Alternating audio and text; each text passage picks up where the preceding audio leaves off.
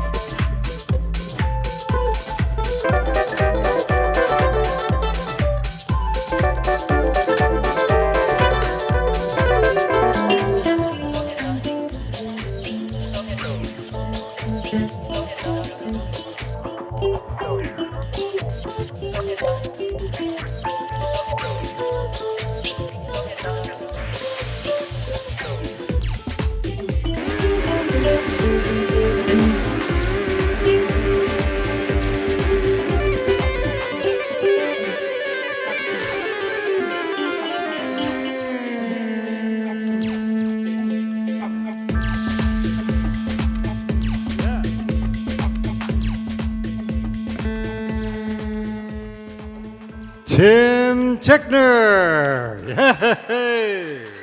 Woo-hoo-hoo!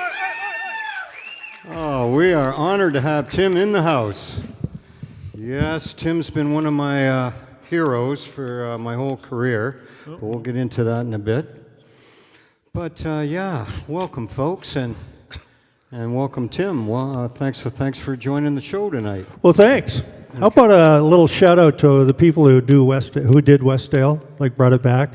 This is seriously, this is a beautiful venue.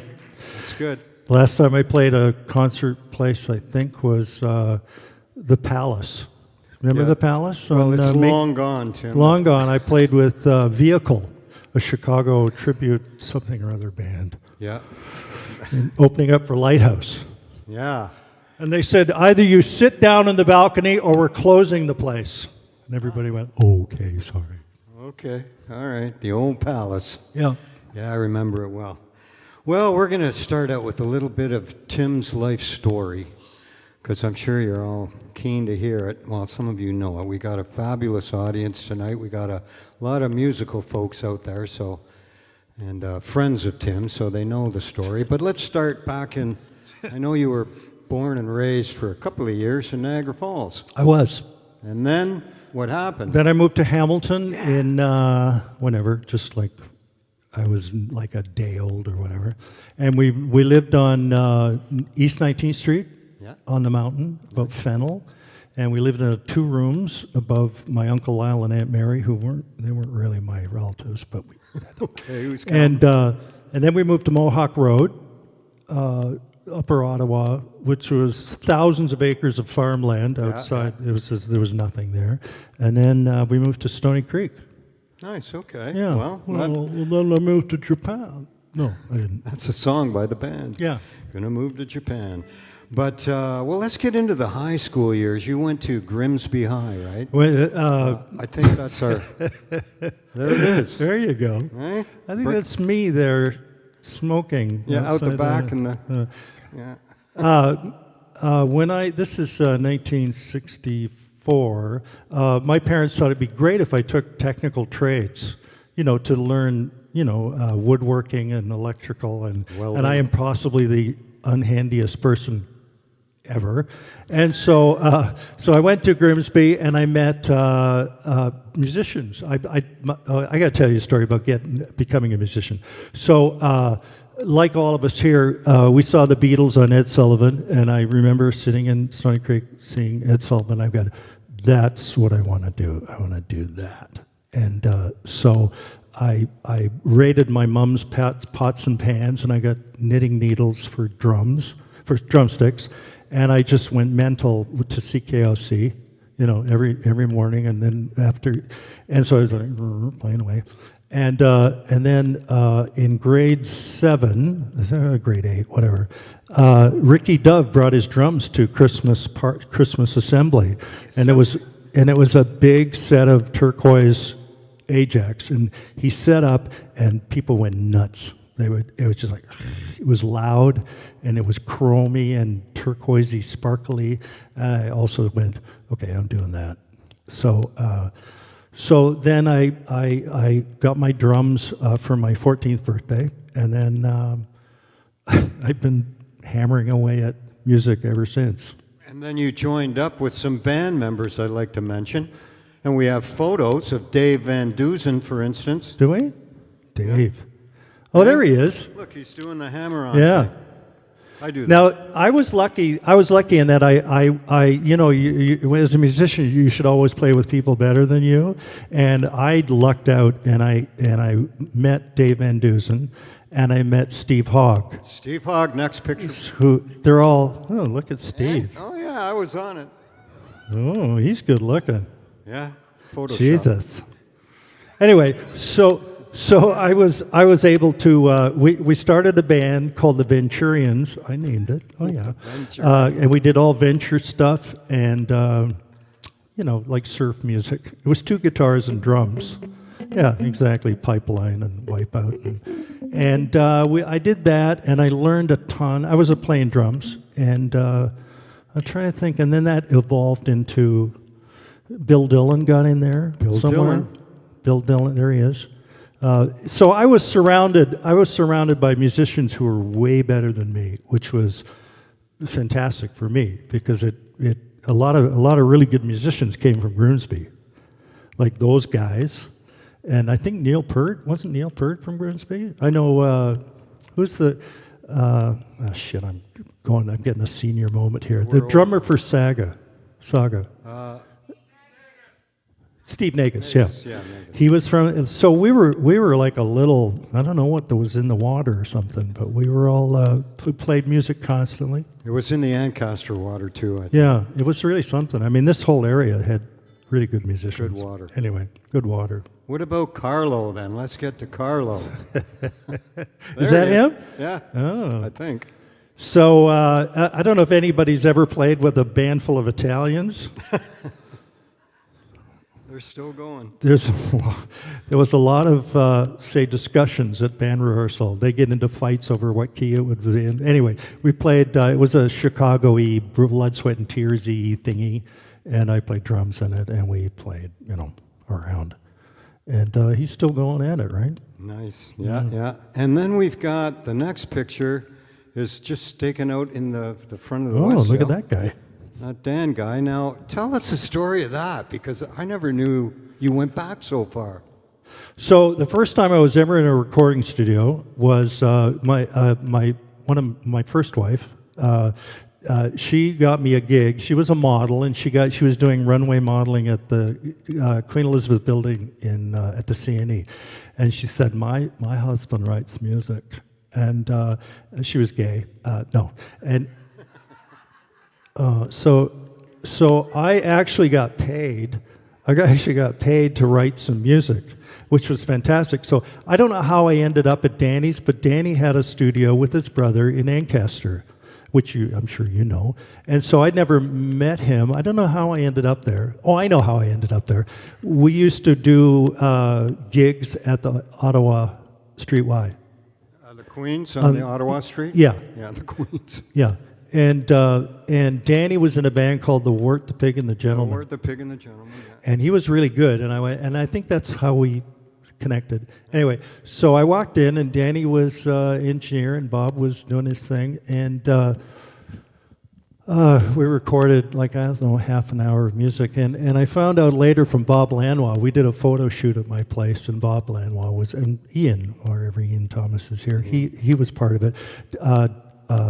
What was his name? Katz. Anyway, a famous jazz photographer had come up to take their pictures with Astrid and Darcy Hepner set it up. Anyway, so I heard from Bob Lanois later that they used my music or my tape to sell the studio because it had vibraphone in it. Yeah, it was cool. Yeah.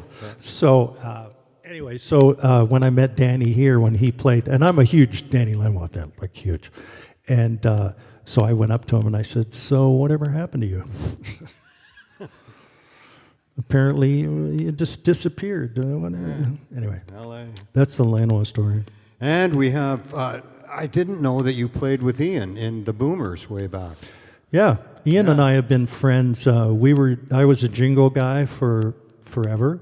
Yeah. And we used to use Ian to come in and sing, and also, do what Ian does best, is be funny. And we hung out together, and then I don't know, Ian, you probably know this story. I guess he said, "Do you want to produce? I'm going to put a band together, and we're going to call the Boomers." And I went, "Yeah, okay." And he said, "Do you want to produce it?" And I went, "Yeah, okay, sure."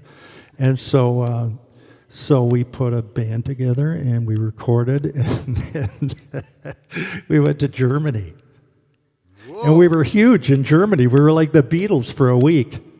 It was fantastic. We landed at Frankfurt Airport, and Ian goes, we've got a tour bus. And I say, okay.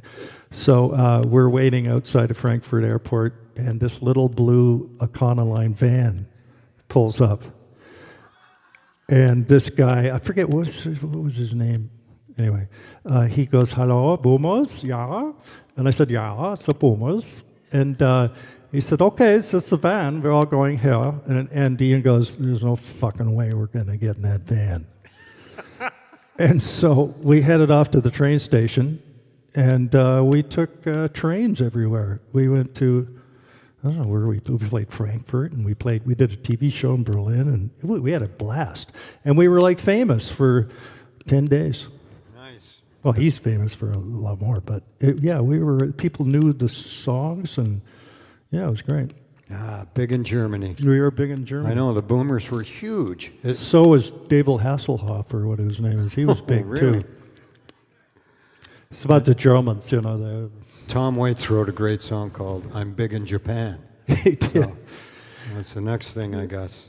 But what about jingles? Now, you mentioned that, and I'd like to talk a little bit about that, because I was a bit of a jingle guy myself when I used to work. You were a big jingle guy. Back in the day.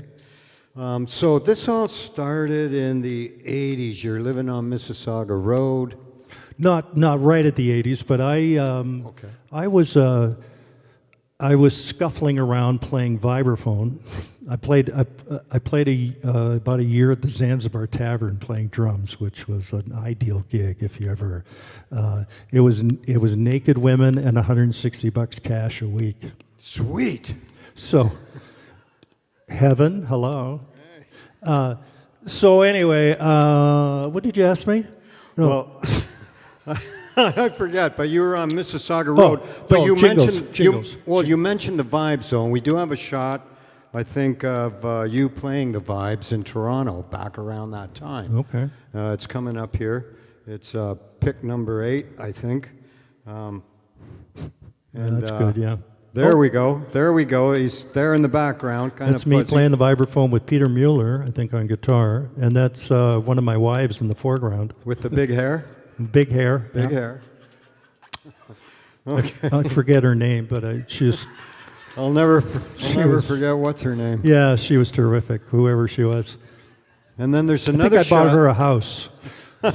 And then there's another shot of you in the late 70s. Whoa! Hey, what a handsome fella. Oh, yeah. Oh, keep it on, keep it on. Can you imagine that that's me? Like, seriously? Anyway, so jingles. So I started learning how to play, in the studio, and I learned stuff. And for some reason, I went into Steve's Music and bought a $5,000 Lynn drum, and I bought a Roland SH-101 synth. So that was my rig, and I used to rent out the Lynn drum for $75 a day, and it was good. And I was playing vibraphone with B.B. Gabor, who was like a punk guy back then, and so that's what I was doing. And then I put a band together called Scoop, and it was Johnny Rutledge and me and Glenn Olive and various drummers. We had Graydon Hillock, Dave James, Graham Lear played for a while, and killer musicians. Yeah, great musicians, really great. And so anyway, the Jingle guys would come not to see me; they would come to see Johnny, because Johnny was a singer, killer singer. And so the Jingle guys would come, and one of them, my dear friend Robert Arms, he said to Johnny, he said, "So who writes all that stuff?" And he went, "That guy over there," and that was me. We did all original stuff. And so I got a phone call the next week saying, would you like to do some freelance jingle work? And I was like, I hated advertising. I still do, and I hated it while I was doing it. But so I wasn't too thrilled about it. But I went, yeah, okay. So I showed up at Sounds Interchange, which was like one of the biggest huge music studio. production in North America at the time. Big, like multiple studios, and it was like a big deal. And I walked in, and they said, "Okay, you want to write?" The first one was Beatrice Make a Shake. Make a Shake. Oh yeah, I wrote that. Okay. And you're proud of it. Oh yeah, too. I wrote that. So I got Johnny to sing it, of course, and they loved it. Yeah. And I sold it, and they said, "Do you want to do another one?" And anyway, I did about half a dozen, and they went, and they said, "So this is a great story because it's so naive." Now I'm a jazz vibraphone player, so I'm pulling in close to $10,000 a year, and at the most. At the most, seriously. And so Sid Kessler, who was my boss and dear friend and is just departed us last year, it was his place. And so he, after about 6 commercials, he pulled me into the boardroom and said, so how much money is it going to cost me to get you off the streets? And I'm like, not much. He said, I want to guarantee you a yearly guarantee. How much would you want? And I'm thinking, what's the most amount of money I could possibly make? I said, $20,000. And he went, yeah, I think we could do that. He was driving a Rolls Royce at the time, right? Yeah.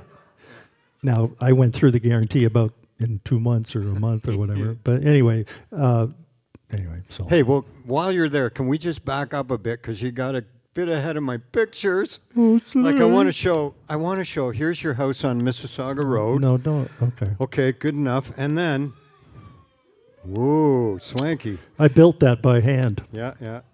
And then Sid. Now, you mentioned Sid Kessler. There he is. There he is. And there's Tim beside him and one of his wives beside him. One of my wives there. One of his wives there. But Sid was like the king of jingles in Canada. Can I tell you a story about this? Go ahead. So Sid says, do you want to, Sydney's like this big Jewish hurricane of a guy. Big. Fantastic guy, but seriously intense. And so he says, do you want to go to Disney World with me? And he said, I'm going with my mother and my kids. And I went, and now I've only been there for about 6 months. And I went, sure. Yeah. So we went down to Disney World, and and we're hanging out, and so Sid would just park his car anywhere. Like he would just, wherever it was, he would park it. So he parked it at Disney World, and somebody, remember the old days where they put a big white sticker on your windshield if you parked in the wrong place, and somebody written asshole. And so I turned to him, I said, how did they know it was your car? Nice. Which was a famous jingle story, and that's true. We did that. Anyway, go ahead. That really happened.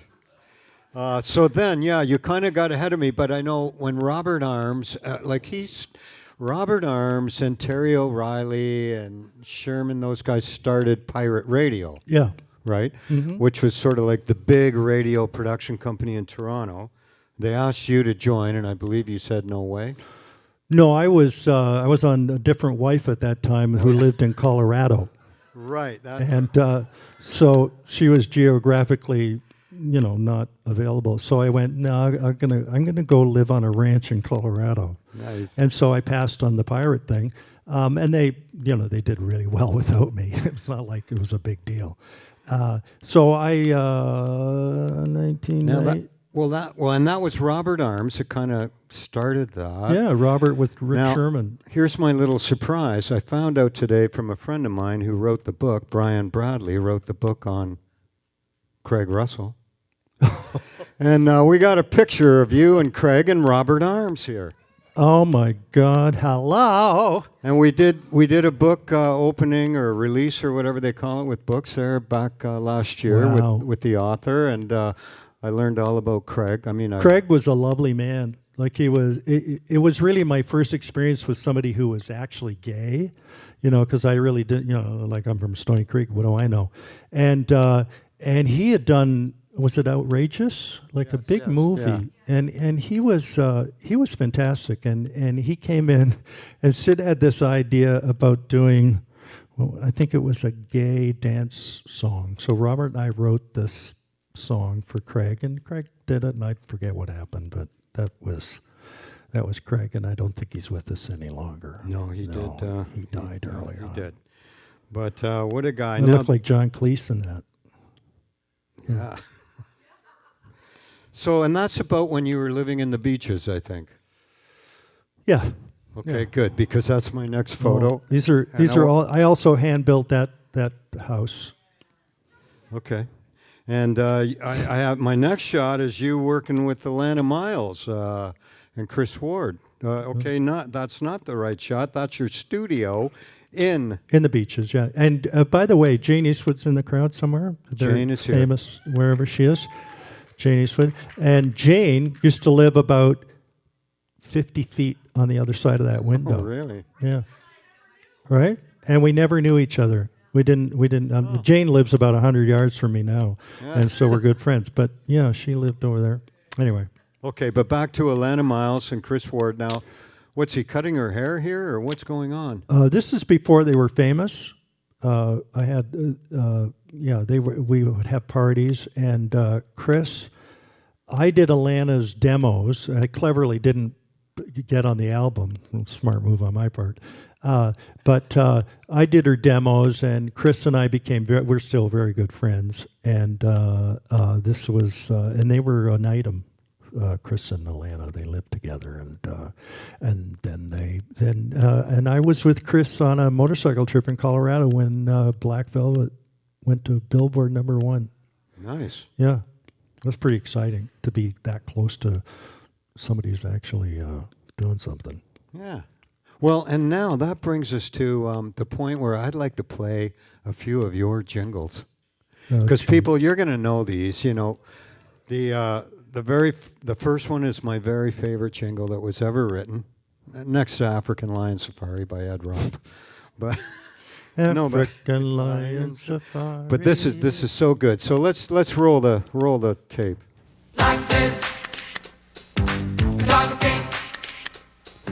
You'll be smiling. Taxes, you'll be laughing. Photography, bring back those memories that we share. Hey, you're looking good. Any way you look at it, black says photography. Prints in minutes, hours a day. Any way you look at it, black says photography. Taxes, so good. Wait, we got more. We got more. What about this one? Look out, here comes Max. Me and Max. My Maxwell house. Me and Max. Hugga bugga, Maxwell house. Me and Max. Hugga bugga, Maxwell house. Me and Max. You got taste. Oh, yeah. Now, I wrote Pizza Pizza. Well, I produced it, but this is one of Tim's here. This next one, you know it well. 439 Pizza Nova. 439 Pizza Nova. With every Pizza Nova, you get real Alfie Zappacosta. Yep, Alfie and me and Robert. So pick up the phone and call us. Pick up the phone and call us now. Oh, Pizza Nova, pick up the phone and get us now. 439 Pizza Nova. 439 I think they still use it. Oh, yeah, they did. That's a long time ago. Now, Okay. talking about imitating people, how about this next? This is the last one. This is where you're imitating a lounge singer, I believe. Okay, I know. Let's have it.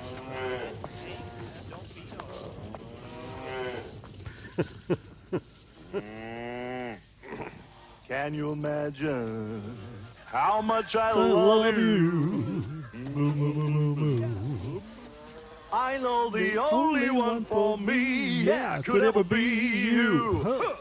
My arms won't free you, and my heart won't try. Hey, Tim Tickner, and he actually sang that. They could have hired Johnny Rutledge, but Thank you, you're beautiful. Actually, the original one went, you know, the only one for me, yeah, could ever be you. Huh. My arms won't free you, and my heart won't try. And they said, no, we don't think we want that. Anyway. that was too much. And then I got one more story. We need a studio story. You told me the one about one of my favorite guys, Leon Redbone. Yeah. There he is. Look at that. Oh, yeah. He was so cool. Hi, Tim. Yeah. So the story is Sid Kessler said we're gonna buy the rights to Baby It's Cold Outside, and I went okay. So he said, can you do it? So I did a demo, and I did a bad Leon Redbone impersonation, and anyway, it sold, and so he says, so we got a singer to sing the spot, and I said, yeah, who it is? He goes, it's Leon Redbone, and I went, oh. Okay, so Leon was in New York, and we were in Toronto, and so I talked back. I said, "Hi, Leon. It's Tim. I did the demo you're listening to." He goes, "Hi, Tim. How's it going?" He sounded just like Leon Redbone. Sounded like Leon. So we started the track, and he's going, "Baby's cold outside," and the clients are going, "That's not how it goes. We want it to sound more like you did it." And I'm going, no, you can't do that. So I'm like, Leon, you know the demo goes whatever. So I finally got it through it, but I thought, here Leon Redbone's impersonating me doing a Leon Redbone impersonation, and I'm telling Leon Redbone how to sound more like me doing anyway. It's crazy. That's advertising. I mean, advertising is the dumb. It's you have so I could dumb. tell you stories, and you go, no, that never happened. No. But seriously, they happen. They, as we said, as my friend Greg Adams used to say, we'll make it as dumb as you want. Just tell us when to stop. Well, there's also the Tampax story. Oh, jeez. Come on. Yikes. Okay, so there's a Tampax spot, and now it's me, Sid, and Robert Arps. It's three guys, and Mark Ucazeli was the arranger. He had fantastic talent, but at this particular time, it was just the three of us. And we did they showed this commercial was great. It was like a picture of a bicycle, and then a woman's head saying, "If ever you wanted to but couldn't." She kind of looks at the bike. And And then the next shot is of a horse, and if ever you wanted to, you but couldn't. And now you can with new Tampax, whatever, the sugarless, whatever they were. Anyway, so I write kind of a new wavy, not new wavy, new agey kind of Andreas Vollenweider, remember him? Anyway, kind of a harpy thing. So these three women walk in, and it's three women on this couch, and me and Robert and Sid, when we're talking about Tampax spots. And so I said, well, I think you're going to like this. And we watched the commercial, and I pushed the tape recorder, and like it's crickets, it's like nothing. And then one of them says, well, that sounds a little like pad wearer music. I went, what? Well, pad wearers would listen to that music. I'm not kidding you.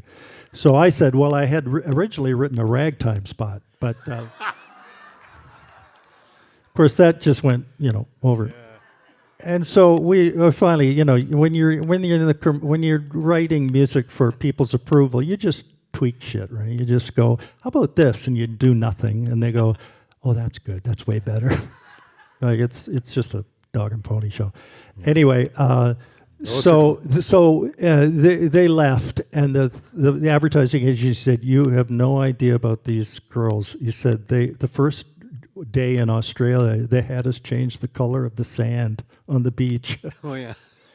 And then the next day we spent talking about nail polish. Anyway, that's my story. Those are clients for you, Yeah, right? yeah, They're yeah. bad. Yeah. All right, well, let's move on to the. You mentioned Colorado. There you were. You met this ranch woman. Ranch woman. That's what I like to Yeah, call her. yeah. Well, she's a woman that No lived teeth. on a ranch. No teeth. Lovely one. Oh, now I want to point out. Like I didn't know you were going to play. Anyway, Great. I made this house with just a small axe and a pocket knife. Oh yeah, he's good.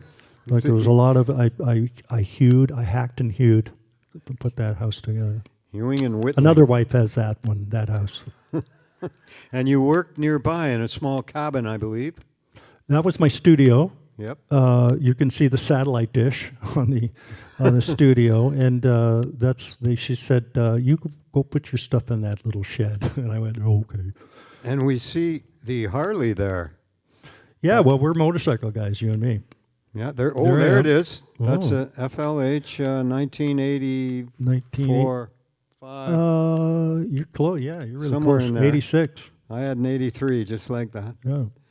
Yeah. I'd never ridden before I went to Colorado, and I was out, and we drove by Rocky Mountain Harley, and she said, "Why don't we go in and look at bikes?" And I went, "Yeah, I'd never been on a motorcycle," and so I went in, and I said, "So, what kind of bike would I be riding if I rode?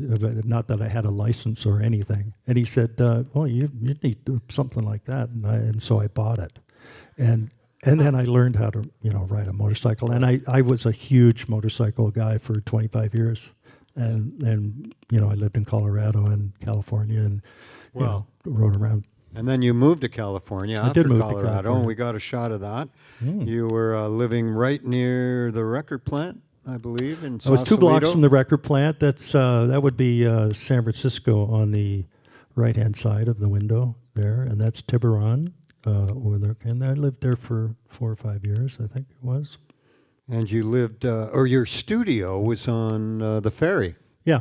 There it is. There it is. You can actually rent, it's an Airbnb thing now. You can rent a spot there. Yeah, I had the stateroom at the bottom there. That's where I was. I was fatter then, I think. Yeah, well. I didn't have as much. Well, I even had more hair than I have now. Yeah, whoa. Which isn't much. So anyway, I rented the stateroom, and it was a fantastic studio because those windows, like the water was like a foot lower than those windows. So the tide would go out what does the tide go out? 6 hours, every 6 hours, something like that.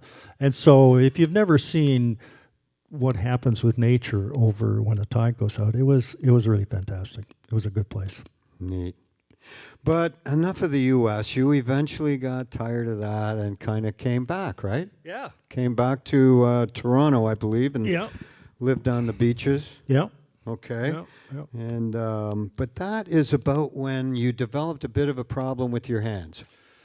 Yeah, well, I got this. It's a hereditary thing called Dubitrons, and you can probably see it's all my hands are all crooked, so I couldn't really play. Not that I could play keyboards before, but Oh, yeah. but I really couldn't play after this. So I sort of developed, systems like this this deal here, and I developed a way of working that didn't require any particular manual dexterity.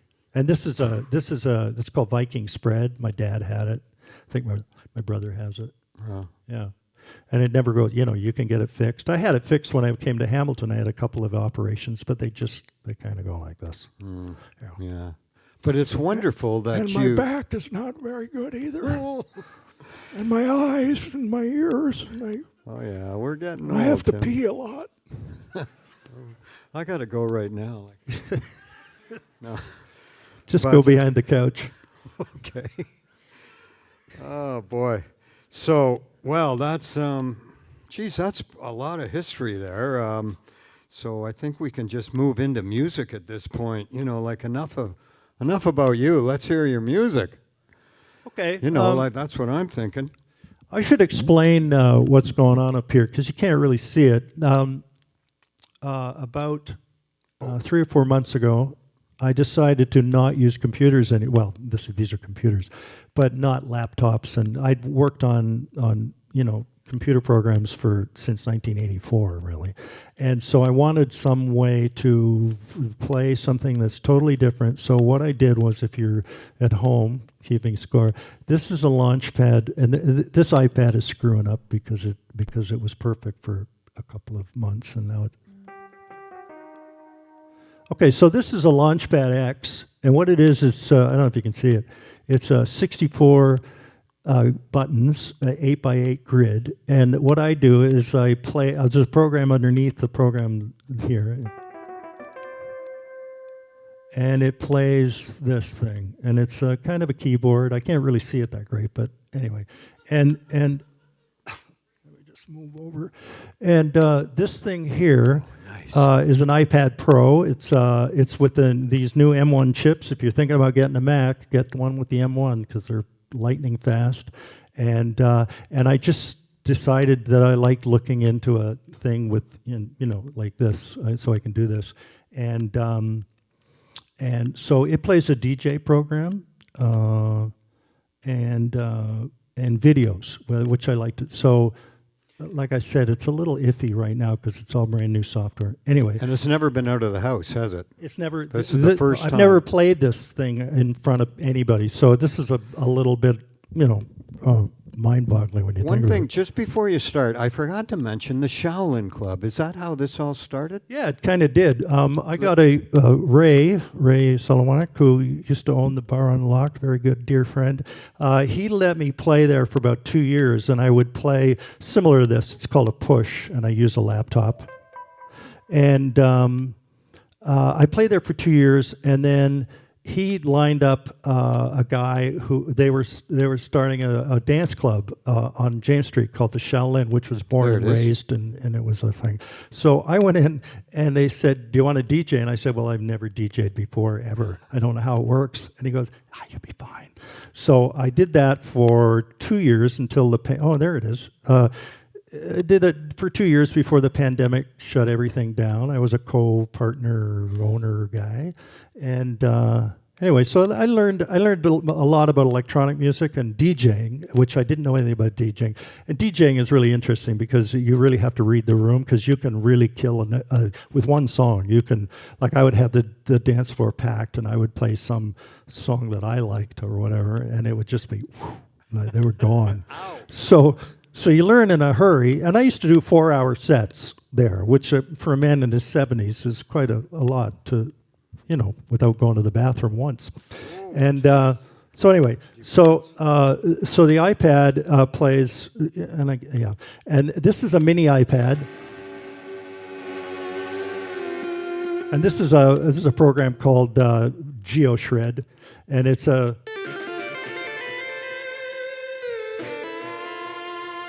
bunch of sounds, and this is a backup in case this all screws up. This is a little sampler deal, so that's kind of it. And this Another thing I wanted to do is I think it was you was talking about your cousin or something who wanted to... My nephew. Nephew? So let me show you this. This is really cool. iPhone. iPhone. And I use 3 programs, and I want to show you them just because if there's younger people, they go, well, how do I start? I don't have any money. So this program here is called Koala Sampler, and it's basically samples. You can see it's pads with samples. And how much does it cost? This costs $5. $5. And so I want to show you how it works because it's really cool. And you can sample your voice, and you can talk into it, and it'll tell you whatever you want. You can talk into it, and it'll tell you. You can talk into it. You can talk, and you can pitch that. You can. You can talk into it, and it'll tell you. Okay, so you load in music, and so I'm going to play something on it because again, for you youngsters, Don Cherry was said, you kids out there. So I'm just going to play this and see what we do here. Las Vegas, home. Las Vegas, home. So Las Vegas, home. So you go. Las Vegas, home. I'm sorry. I'm insulted, and I need the apology somewhere around insulted. Las Vegas, sorry. I'm insulted. So you can play. You can play whatever you want. These things trigger. This is another track. And you can, anyway, that's that business. And you sample, this is a guy who's pissed off at the airport, and he's... I'm sorry. I'm insulted, and I need the apology somewhere around here. I'm a paying customer, ain't I? And she says... You didn't call her over here and interrogate her? Okay. So you put a track together, and then you... Oh, man, hang on. Las Vegas, home. Las Vegas. Okay, so anyway, that's that one. And then there's another program that I use a lot, which is called Remix Live, and this is another $5. Maybe it's $5. I'm not sure. Maybe it's free. And what you do is it's samples in a grid, and you just play them. And I'm just going to play a little song for you. So I don't know how I'm going to start it. I'll start with this. Oh.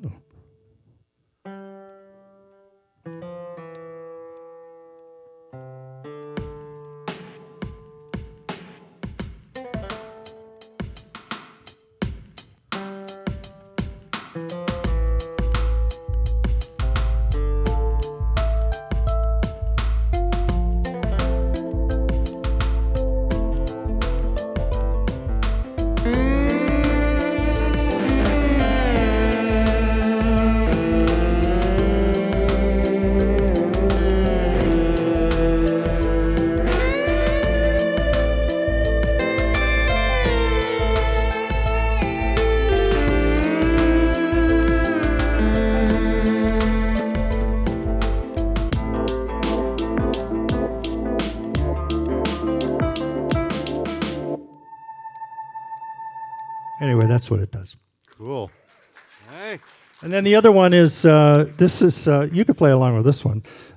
This is called Figure, and it's a little, and again, it's like $3, whatever. You can do a lot.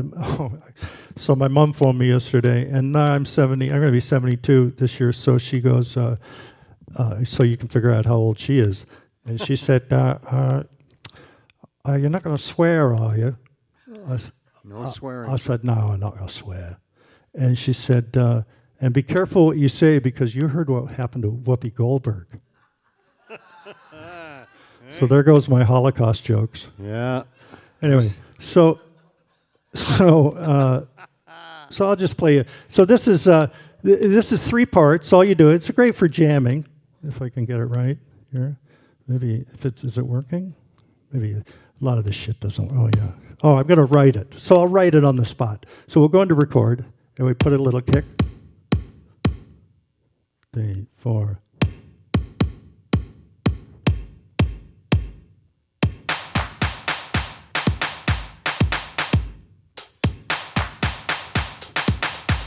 Little congas.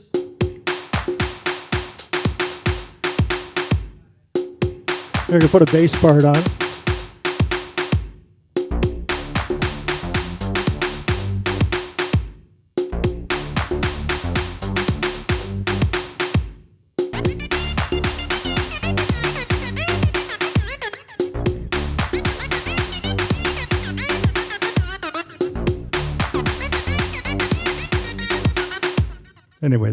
Anyway.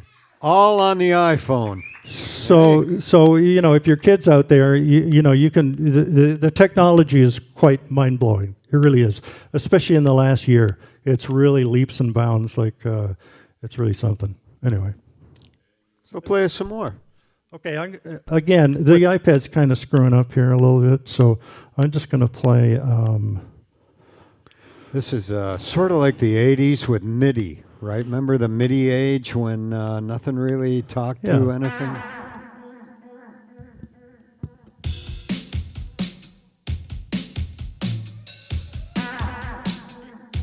You might want to turn this up a little bit. Come on, people. Get down, get down.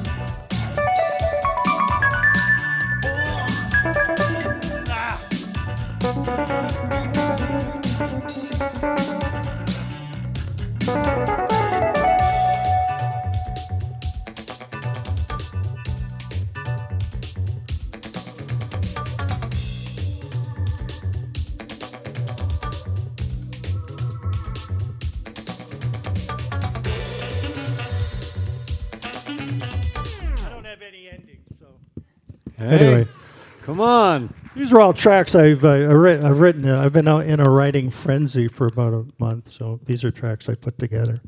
Yeah. I'd like to. Can I play one thing? Please go nuts. I'd like to play the music that I've been really experiencing. This is just a minute, so this is kind of the music I'm into lately. Oh, cannot load track. Really? Fuck you. Oh, sorry. Hey, no, you know what your mother said. Sorry, Mom. Sorry, Mom. Let me do this one. See if this loads. Yeah. No. Change that. Just give me a sec, because I don't know what the hell I'm doing. Okay. This is cool. Okay. This is kind of, if it'll work. Yeah. Well. It's good so far. Oh. All aboard! All aboard! He signals the engineer. The train must start exactly on time. All aboard! All aboard! He Oh shit! God. Shit! God damn! Oh, sorry, Mom.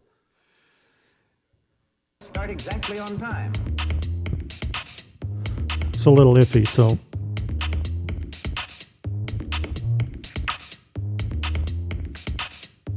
All aboard! He signals the engineer. The train must start exactly on time.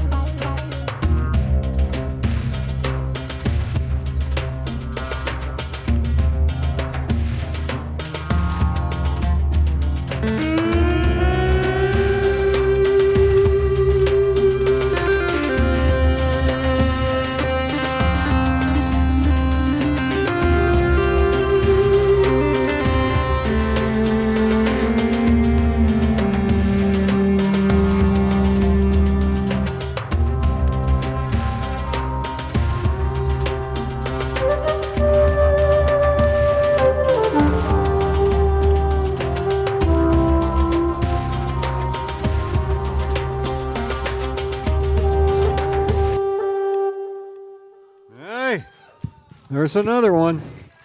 Anyway, that was, again, this is really, this has been working perfectly for about 2 months, and then, of course, I go out and play in front of people, and it's like, anyway. Yeah, So, well, it do I have sounds to- like it's working. Yeah, it sort of works. I have a backup here. I have, this is a little sampler called Black Box, which, if you're into a little sampler that's teeny, it sounds fantastic, too. How much? This is $1,000. Oh. Yeah, this is not iPad. This is a hardware.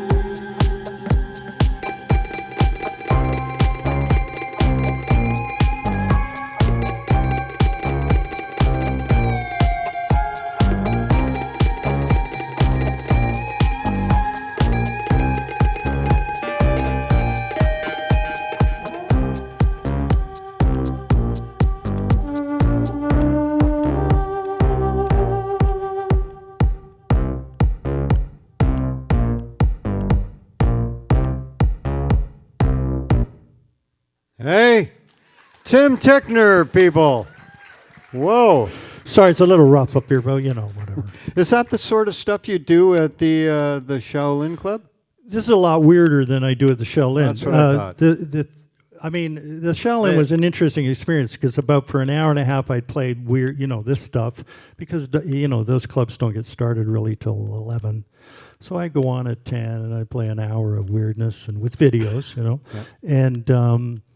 And then the crowd would come in. And what was amazing about Shaolin was the the musical taste of the 20-somethings and 30-somethings, it was like their parents. Like they were asking me for like New Order and David Bowie and Joy Division and all this stuff that was ancient. Like it was music when we were. Yeah. What do they do Like, with that? and they loved it. They absolutely. So I would play requests for about an hour and a half, which was quite an interesting experience because when I played at Shaolin, I was streaming. So I would have streaming services, and they go, "Can you play whatever?" And I would stream it, and it was quite an eye opener, just because that music of our generation has never gone away.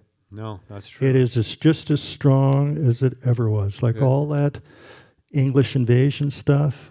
They loved Led Zeppelin. I used to play Bohemian Rhapsody, the entire thing, and they would go mental. They would just love it. So it's really, the music thing is pretty interesting. I mean, I do, my tastes tend to be weird, weird, and there's fantastic music out there. Bandcamp is where I get a lot of this, listen to a lot of stuff, and then I write. It filters in and I write stuff. Like that particular song, whatever that was. Anyway. Yeah, nice. Well, there you have it, folks. The true story of Tim Tickner. Now, hey, have you ever heard anybody that good on an iPhone before? Hey, I've never heard anyone play it at all, but you're really good on that. But I'm number one. You're number one in my books. Well, that brings us pretty much to the close of the show, but I thought while I'm doing some thank yous to our sponsors, you could do a little kind of walk-off in the background there, like da-da-da-da. Yeah. No, but that really does bring us to the close because it's almost 9 o'clock and they're going to pull the plug soon.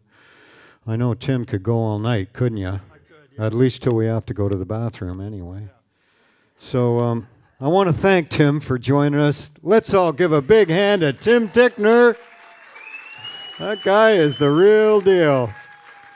All right, he's working up a new thing here. He's working up the walk-off for me. I just want to say, before we go, I got a few thank yous to say, but first I want to say February is the Westdale's monthly giving campaign.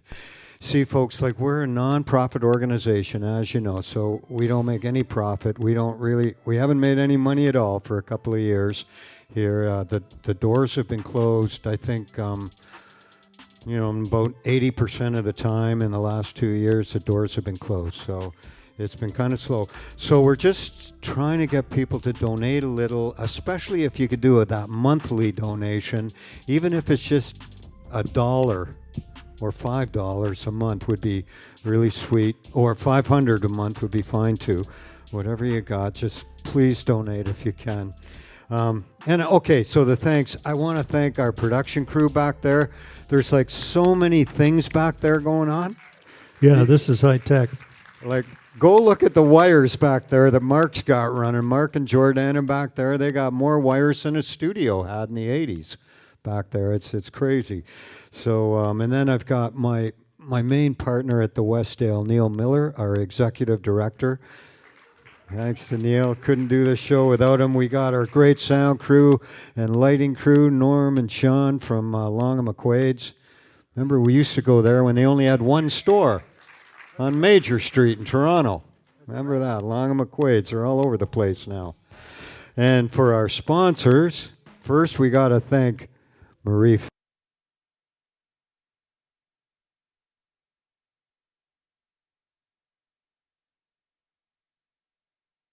steps with your planning. She's the gal to call. We also want to thank Clear Cable for putting us out there online. They're just like an online streaming company that's just doing this to help us out. I can't believe it. Yeah. And let's not forget the Westdale's own Judy Marcells. Yeah. Judy Marcells Real Estate. Oh, I love that woman. She used to hire me when bands were actually playing out there live. Yeah. And Dave Gruggan Photography. You seen Dave back there taking pictures for us? And then the big money guys, the Incite Foundation for the Arts. And the Ontario Trillium Foundation helping us out with grants. All right, so next up, and this is March 7th, we've got Jacob Moon, another Hamiltonian, great composer, a great writer, fabulous entertainer, and probably the best looper I've ever met. If you know about looping, you know, they do all these things. He's like a one-man band, but it sounds like an orchestra. So he's really neat to hear. Jacob Moon coming out. He's got a new album in March next month, so it'll be good timing for that. And that's about it. Special thanks to all you guys for coming out to the show and risking your health. Thanks a lot.